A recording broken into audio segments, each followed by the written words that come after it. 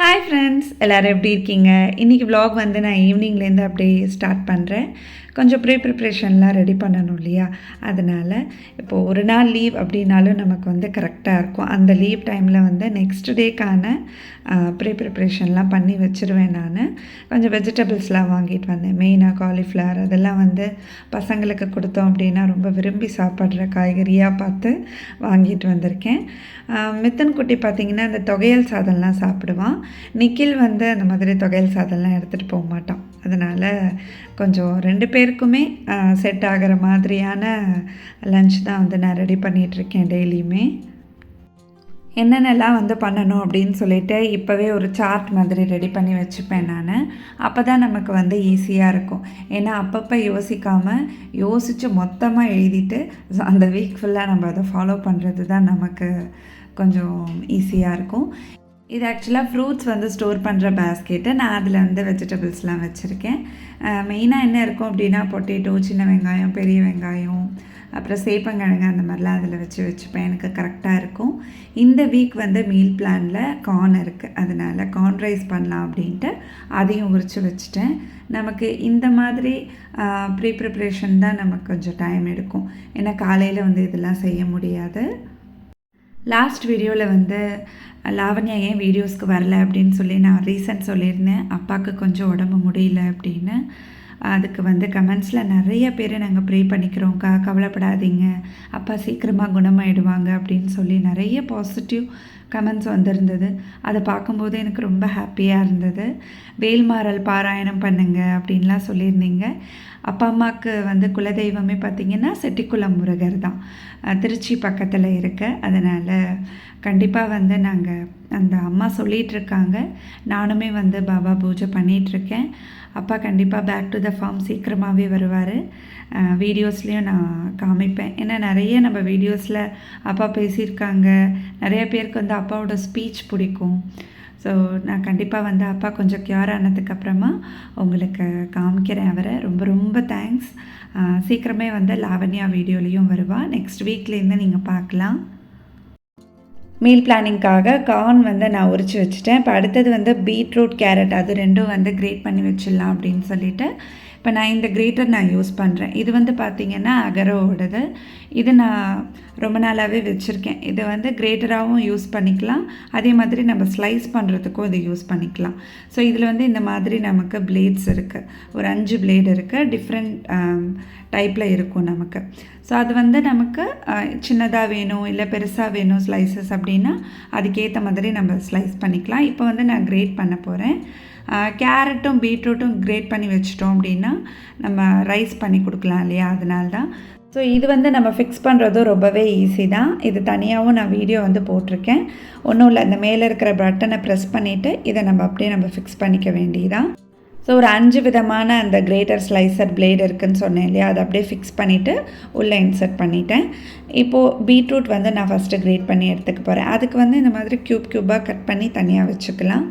இதில் வந்து நீங்கள் ஆப்பிள், ஈவன் வந்து ஜூஸுக்கு நம்ம கையில் வந்து கிரேட் பண்ணாமல் இதில் வந்து கிரேட் பண்ணி வச்சுக்கிட்டோம் அப்படின்னா அப்பப்போ நம்ம ஜூஸோ இல்லை ரைஸோ இது வேணால் நம்ம பண்ணுறதுக்கும் ஈஸியாக இருக்கும். நான் இது வந்து அந்த மீல் பிளானிங்கில் இதுவும் வந்து மஸ்ட்டாக நான் பண்ணி வச்சுருப்பேன். வீக்லி தேங்காய் துருவுறது, அப்புறம் இந்த மாதிரி கிரேட் பண்ணி வச்சுக்கிறது, அதெல்லாம் வந்து பண்ணி நான் ஒரு டிஃபன் பாக்ஸில் போட்டு வச்சுருவேன். நார்மலாகவே நம்ம ஃப்ரிட்ஜில் ஸ்டோர் பண்ணுவோம் இல்லையா? அந்த மாதிரி ஐட்டம்ஸ் எல்லாம் நீங்கள் இந்த எவர் சில்வர் டிஃபன் பாக்ஸில் போட்டு வச்சிங்க அப்படின்னா உங்களுக்கு அது கெடாமல் இருக்கும். நான் இந்த கருவேப்பிலை, அப்புறம் வந்து புதினா மெயினாக புதினா, அதுக்கப்புறம் கொத்தமல்லி அது வந்து நான் டிஃபன் பாக்ஸில் தான் போட்டு வைப்பேன். அது மாதிரி இந்த மாதிரி ஐட்டம்ஸ் ஏதாவது சீவி வச்சுக்கிறேன் அப்படின்னா அதையும் வந்து டிஃபன் பாக்ஸில் தான் போட்டு வைப்பேன். உங்களுக்கு ஒரு 2 to 3 days இதெல்லாம் நமக்கு நல்லாவே ஃப்ரெஷ்ஷாகவே இருக்கும். தக்ஷுக்குட்டி வந்து எனக்கு ஹெல்ப் பண்ணிகிட்ருக்கான். அம்மா நான் வந்து எடுத்து போடுறேன், நான் உனக்கு ஹெல்ப் பண்ணுறேன், நான் பண்ணுறேன்னு ஒரு வீடியோலையும் வந்து நான் வீடியோ எடுக்கிறேன்னு தெரிஞ்சுக்கிட்டான். அதனால் வந்து கடகடன்னு ஓடி வந்து அவனுக்கேற்ற அந்த ஸ்டூலோ சேரோ ஏதோ ஒன்று போட்டுட்டு என் பக்கத்துலேயே தான் நின்றுட்டுருப்பான் கிச்சனில். எவ்வளோ அழகாக பொடியாக சீவிருக்கு பாருங்கள். ஸோ இதோட லிங்க் வந்து நான் உங்களுக்கு கீழே டிஸ்கிரிப்ஷனில் கொடுக்குறேன். உங்களுக்கு வந்து தேவைப்பட்டுச்சு அப்படின்னா நீங்கள் வாங்கி யூஸ் பண்ணி பாருங்கள். நெக்ஸ்ட் டே அப்படியே இந்த vlog வந்து நான் கண்டினியூ பண்ணுறேன். 5:30க்கு தான் நான் அன்றைக்கி ஏந்திரிச்சேன். ரொம்ப லேட் ஆகிடுச்சு. நான் கிச்சனுக்குள்ளே வர்றதுக்கே 1/2 hour ஆகிடுச்சு. ஆக்சுவலாக அலாரம் வச்சது வந்து அடிச்சிருக்கா, அது என் காதிலே விழலை. அப்படி நான் தூங்கியிருக்கேன். கொஞ்சம் டயர்டாக இருந்தது. சரி, கார்ன் ரைஸ் பண்ணலாம், பீட்ரூட் கேரட் ரைஸ் பண்ணி கொடுத்துடலாம் அப்படின்னு நினச்சிட்டு தான் நான் வந்தேன். சிம்பிளாக பண்ணிடலான்னு. இன்னும் என்னோடய வேலையை வந்து சிம்பிளாக ஆக்கிறதுக்கு 2 பேரும் தயிர் சாதம் போதும் அப்படின்ட்டாங்க. மித்துன் நிக்கில் வந்து 2 பேருமே நைட்டே சொல்லிட்டாங்க, என்னடா அது இவ்வளோ ப்ரிப்ரேஷன் பண்ணி வச்சு கடைசியில் சிம்பிளாக முடிஞ்சிருச்சு அப்படின்னு. அந்த மீல் பிளானிங்கில் வந்து ஒரு நாள் தயிர் சாதமும் வரும். ஸோ அந்த தயிர் சாதம் இன்றைக்கி பண்ணிடலாம் அப்படின்ட்டு. அதுக்கு வந்து எப்பயுமே அந்த பொட்டேட்டோ ஃப்ரை தான் உங்களுக்கு நல்லாயிருக்கும். நான் வந்து குட்டி குட்டியாக சாப் பண்ணி பண்ணுவேன். அதுதான் வந்து ரொம்ப டேஸ்ட்டாக இருக்கும். மித்துனுக்கு நிக்கிலுக்கு 2 பேருக்குமே இது ரொம்பவே பிடிக்கும். தயிர் சாதம் வந்து நார்மலாக நம்ம கிளறாமல் அதில் ஒரு சின்ன ஒரு இது சொல்கிறேன், ஒரு ட்ரிக் சொல்கிறேன். நல்லாவே உங்களுக்கு அப்படியே வெண்ணெய் மாதிரி இருக்கும். இந்த தயிர் சாதம் சாப்பிட்றதுக்கு வெண்ணெய் மாதிரி இருக்கிறதுக்கு கொஞ்சம் வெண்ணெய் போட்டு தான் நான் வந்து கலப்பேன் எப்பயுமே. இப்போ நம்ம எங்கேயாவது ட்ராவலுக்கு போகிறோம், இல்லை வந்து இது மாதிரி லன்ச் பேக் பண்ணுறோம் அப்படின்னா கொஞ்சம் வெண்ணெய் உருக்கி அப்படியே போட்டுருவேன் அதில். இல்லை நமக்கு ரூம் டெம்பரேச்சரில் வச்சுட்டு அதுக்கப்புறம் நீங்கள் தயிர் சாதத்தில் மிக்ஸ் பண்ணிங்க அப்படின்னா ரொம்ப டேஸ்ட்டாக இருக்கும். ஸோ இப்போ உருளைக்கிழங்கு கட் பண்ணி அப்படியே தண்ணியில் போட்டுட்டேன். அப்போ தான் நமக்கு கருக்காமல் இருக்கும்.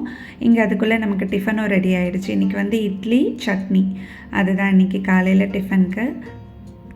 ஸோ நான் அதுக்கப்புறமா இன்னொன்றும் நிறைய பேர் சொல்லியிருந்தீங்க, இந்த கிச்சனில் வந்து பீலாகி வருது இல்லையா செவரு, அதுக்கு வந்து வாட்டர் ப்ரூஃபிங் பண்ணுங்கள் அப்படின்னு சொல்லி அதுவும் நாங்கள் வந்து கேட்டுட்ருக்கோம். வாட்டர் ப்ரூஃபிங் வந்து பண்ணுறது பிரச்சனை இல்லை. இப்போ நாங்கள் வந்து பார்த்திங்கன்னா ஃபஸ்ட் ஃப்ளோரில் இருக்கோம். எங்களுக்கு மேலே 3 வீடு இருக்குது. இப்போ அவங்க வீட்லேயே கொஞ்சம் லீக்கேஜ் இருக்குது மேலேயும். ஸோ அது வந்து நான் அவங்கள்ட்டையும் சொல்லியிருக்கோம். ஏன்னா எல்லோரும் சேர்ந்து செஞ்சிடலாம் அப்படின்ட்டு. ஏன்னா நம்ம மட்டும் சரி பண்ணும்போது திரும்ப எதாவது ப்ராப்ளம் ஆகிடுச்சு அப்படின்னா நம்ம பண்ணதெல்லாம் வேஸ்ட்டாக போயிடும். அதனால் கொஞ்சம் டைம் எடுத்து தான் பண்ணுற மாதிரி இருக்குது. ஸோ இப்போ நான் வந்து பொட்டேட்டோ ஃப்ரைக்கு பார்த்தீங்க அப்படின்னா இந்த பேனில் தான் பண்ணுறேன். இதுவும் வந்து அகரோட பிராண்டு தான். இண்டக்ஷன் பேஸ் இருக்கும் இதில். நான் உங்களுக்கு காமிச்சிருக்கேன் அது. ஸோ அந்த 4-5 பேன் செட்டாக வந்ததுன்னு சொன்னேன்ல, அதில் இது ஒன்று. இது நம்ம கொஞ்சம் ஒட்டாமல் வரும். அதனால் ரொம்ப லைட் வெயிட்டாக தான் இருக்கும். ரொம்ப வெயிட்டாக இருக்காது இந்த பேனு. ஹேண்டிலும் பார்த்திங்கன்னா உங்களுக்கு உடன் கொடுத்துருப்பாங்க. அதனால் நம்ம பிடிச்சிட்டு குக் பண்ணுறதுக்கு ஈஸியாக இருக்கும். இதோட லிங்க்கும் வந்து நான் உங்களுக்கு டிஸ்கிரிப்ஷனில் கொடுக்குறேன். ஏன்னா நான் குக் பண்ணுற அந்த வெசல்ஸ் எல்லாருமே கேட்குறீங்க, ஒரு சிலது வந்து ஹெவி பாட்டமாக இருக்கும், அதை பற்றி சொல்லுங்கள் அப்படின்ட்டு. நான் உங்களுக்கு ஃப்யூச்சர் வ்ளாக்ஸில் வந்து எல்லா வெசல்ஸையுமே நான் உங்களுக்கு காமிக்கிறேன். இப்போ நான் எதுவுமே குக் பண்ணும்போது இது இதோடது இது அதோடதுன்னு நான் சொல்ல மாட்டேன். இப்போ நீங்கள் கேட்கறதுனால நான் அதை மென்ஷன் பண்ணுறேன். இட்லிக்கு சைட் டிஷ் வந்து இன்றைக்கி தக்காளி, வெங்காயம், பூண்டு அதெல்லாம் போட்டு சட்னி. ஸோ இந்த மாதிரி பண்ணால் என்ன தான் மிளகா பொடி இருந்தாலும் ஒரு 2 இட்லி எக்ஸ்ட்ராவாக சாப்பிடுவாங்க இல்லையா. அதனால் என் ஹஸ்பண்ட்க்கு வந்து மிளகா பொடி இருந்தாலுமே சட்னி இல்லாமல் இறங்கவே இறங்காது. அது எனக்கு அப்படியே பழக்கமாகிடுச்சு. சட்னியோ சாம்பாரோ ஏதோ ஒன்று செஞ்சுருவேன். மிளகா பொடி வந்து சும்மா ஏதாவது ஒரு இட்லிக்கு லாஸ்ட்டாக தொட்டுப்பாங்க, அந்த மாதிரி தான். இப்போ இங்கே பொட்டேட்டோ ஃப்ரை வந்து சூப்பராக ரெடி ஆகிடுச்சு. கொஞ்சம் வந்து பெருங்காயத்தூள் அப்புறம் கருவேப்பிலை போட்டு இறக்கிட்டா அவ்வளோதான். ஸோ நான் வந்து தயிர் சாதம் வந்து கிளறும்போது நான் எப்படி கிளறேன் அப்படின்னு உங்களுக்கு நான் காமிக்கிறேன். அது வந்து உங்களுக்கு நல்லா கெட்டியாகாமல் லிக்விடாகவே இருக்கும். இப்போ சட்னிக்கும் பார்த்திங்கன்னா வதக்கிட்டேன். இதில் வந்து வெங்காயம், தக்காளி, பூண்டு, வரமிளகா வேறு எதுவுமே போடல. ஸோ இதை போட்டு அப்படியே அரைச்சி தாளிச்சிடுவேன், அவ்வளோதான். நம்ம சேனலில் பார்த்திங்கன்னா நிறைய chutney variety, sambar variety, side டிஷ்லாம் நாங்கள் நிறைய போஸ்ட் பண்ணியிருக்கோம். ஸோ அது எல்லாமே ஒன்று வ்ளாகில் மென்ஷன் ஆகிருக்கு. ஏன்னா இப்போ வ்ளாகில் மென்ஷன் ஆகும்போது தனியாக என்ன ரெசிபி அப்படின்னு நாங்கள் போட்டிருப்போம். அதனால் உங்களுக்கு சர்ச் பண்ணுறதும் ஈஸியாக தான் இருக்கும். இப்போ இதில் வந்து கொஞ்சம் கடுகு, பெருங்காயத்தூள், கருவேப்பிலை அவ்வளோதான் தாளித்து போட்டோம். சூப்பராக வந்து நமக்கு சைட் டிஷ்ஷும் ரெடி ஆகிடுச்சு. ஸோ இப்போ கோயிலெல்லாம் நமக்கு தயிர் சாதம் கிளறாங்கல்ல, இது என்ன சரண்யா பெரிய விஷயமா அப்படின்னு கேட்கலாம். ஆனால் நம்ம கொடுக்கும்போது ரொம்ப கெட்டியாகிடுச்சு அப்படின்னா பசங்க வந்து சாப்பிட பிடிக்காது. இப்போ பெரியவங்கன்னா கொஞ்சம் தண்ணி ஊற்றி மிக்ஸ் பண்ணி சாப்பிட்டுப்போம். பசங்களுக்கு வந்து அந்த மாதிரி மிக்ஸ் பண்ணி சாப்பிட தெரியாது. அதனால் நான் எப்படி கிளறுவேன் அப்படின்னா கொஞ்சம் இப்போ உப்பு போட்டுட்டு நல்லா இந்த மேஷரால் மசிச்சிடுவேன். வெண்ணெய் வந்து கொஞ்சம் அப்படியே உருக்கி இதில் நான் சேர்த்துருவேன். சும்மா ஒரு 1½ டீஸ்பூன் வெண்ணெய் போதும். மித்துன் வந்து ரெடி ஆகிட்டான். அவனுக்கு வந்து இட்லி கொடுத்துட்டேன் அப்படின்னா சாப்பிட்டுட்ருப்பான். அதுக்குள்ளே நான் இங்கே வந்து லன்ச் ப்ரிப்பேர் பண்ணிடுவேன். ஸோ இதில் வந்து நம்ம நிறையா சேர்க்கறது பால் தான், வெண்ணெய் பால். ஏன்னா தயிர் வந்து சும்மா 1 டீஸ்பூன் அவ்வளோதான், அதுக்கு மேலே சேர்க்க மாட்டேன் நான். ஸோ இதில் வந்து 1 டீஸ்பூன் கொஞ்சமாக சேர்த்துட்டா போதும். இதில் வந்து மத்தியானம் சாப்பிடும்போது உங்களுக்கு நல்லாவே அது தயிர் உறைஞ்சிடும். சாப்பிட்றதுக்கும் ரொம்ப புளிப்பாக இல்லாமல் செட்டிலாக இருக்கும் சாப்பிடும்போது. இப்போ பால் தான் இதில் வந்து நான் நிறைய ஆட் பண்ணுவேன்.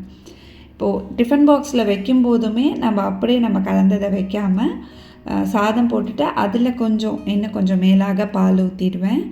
அப்படியே சாப்பிடும்போது லிக்விடாகவே இருக்கும். லிக்விட் தான், கொஞ்சம் ரொம்ப லிக்விடாகவும் இல்லாமல் ரொம்ப கெட்டியாகவும் இல்லாமல் கரெக்டாக இருக்கும். அவங்க எடுத்து சாப்பிட்ற பதத்தில் கரெக்டாக இருக்கும்.